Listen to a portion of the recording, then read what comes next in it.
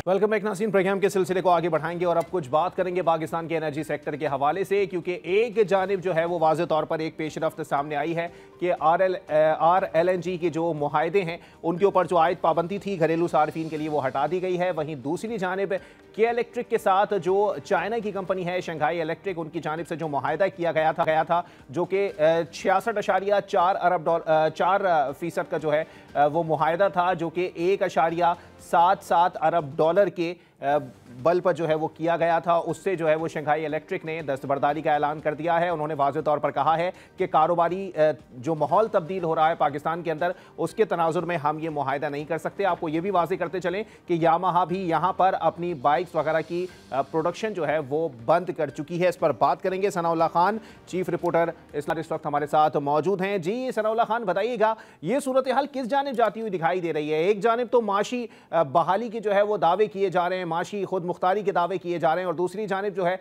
वो कंपनीज जो कि उस मुल्क से ताल्लुक रखती हैं जिसके साथ हमारी सबसे ज्यादा दोस्ती है, वो अपनी प्रोडक्शंस बंद कर रही हैं। देखें, अगर ओवरऑल इकानमी की आप बात करेंगे तो वो एक लंबा सब्जेक्ट हो जाएगा, उसमें तो काफ़ी इश्यूज हैं।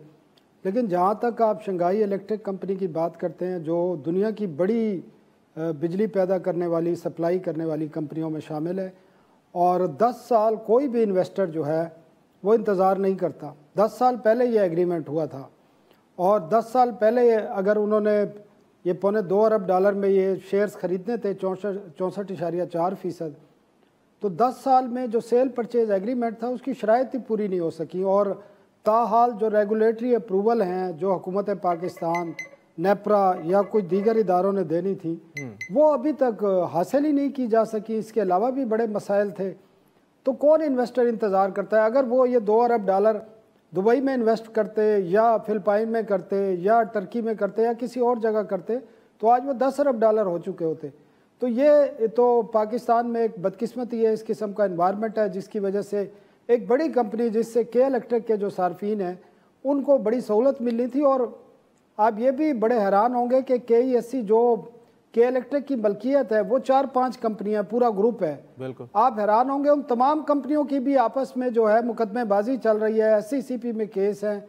तो वो इस सूरत हाल में शंघाई तो ख़रीद नहीं सकती थी।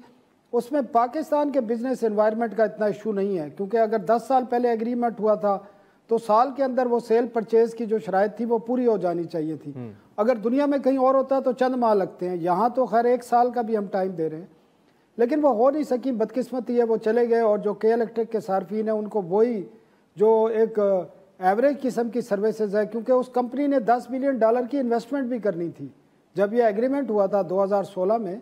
तो ये भी अनाउंसमेंट किया गया था कि इस $2.25 अरब के अलावा $10 अरब की इन्वेस्टमेंट होगी।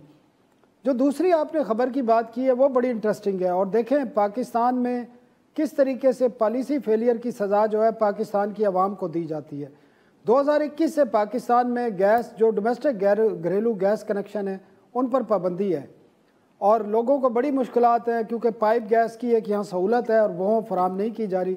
अब चंद साल पहले एक एग्रीमेंट किया जाता है कतर से LNG की इंपोर्ट का, जो 2031 तक है, और हर महीने आपके 9 से 11 जो शिप हैं LNG के वो पाकिस्तान आते हैं। और ये बेसिकली इंपोर्ट करने का एग्रीमेंट किया था आपके LNG के पावर प्लांट के लिए।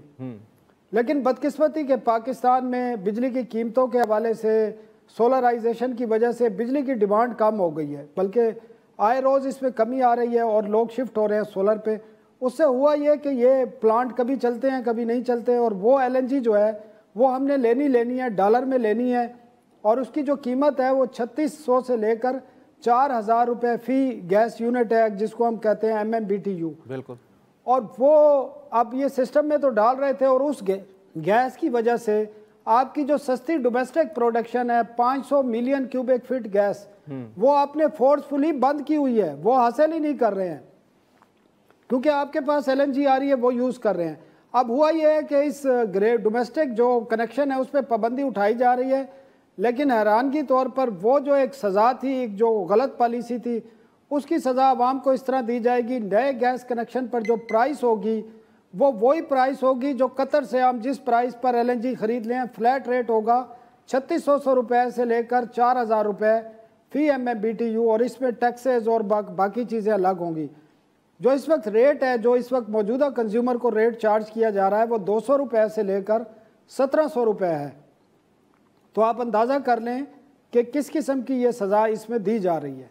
अच्छा, ये RLNG के जो मामलात अभी हुए हैं कि ठीक है हम जो है वो नए कनेक्शंस ले सकते हैं, सार्फिन के लिए कनेक्शंस खोल दिए गए, आपको लगता है सर क्योंकि मौसम सरमा के अंदर जो तवातुर के साथ गैस सप्लाई के मामलात होते हैं कि नहीं जी रात में गैस नहीं आएगी तो जी दिन में इतने बजे आएगी, ये मामलात किसी हद तक सॉल्व होंगे या फिर ये भी एक कह सकते हैं कि एक फूलझड़ी छोड़ी गई है? नहीं, वो देखें, डिमांड सप्लाई का एक बिल्कुल अलग इशू है, और वो सर्दियों में डिमांड बढ़ती है जिस तरह गर्मियों में बिजली की डिमांड बढ़ती है। इशू यहाँ प्राइस का है।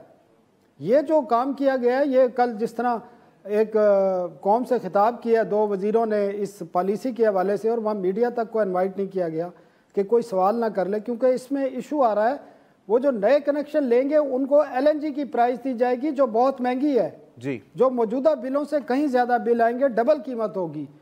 सप्लाई का भी इशू है, सप्लाई का इशू जब सर्दियों में डिमांड ज़्यादा आएंगे और सप्लाई भी जो है वो प्रॉपर नहीं होगी। जी जी बिल्कुल, वो सप्लाई का इशू हल हो सकता है कि आपने अपने जो डोमेस्टिक जो आपकी गैस की प्रोडक्शन है वो आपने फोर्सफुली बंद की हुई है जी जी, और वो 50 करोड़ MMBTU है, थोड़ी बहुत नहीं है, वो आप सिस्टम में उस वक्त डाल सकते हैं जिस वक्त डिमांड बढ़ेगी।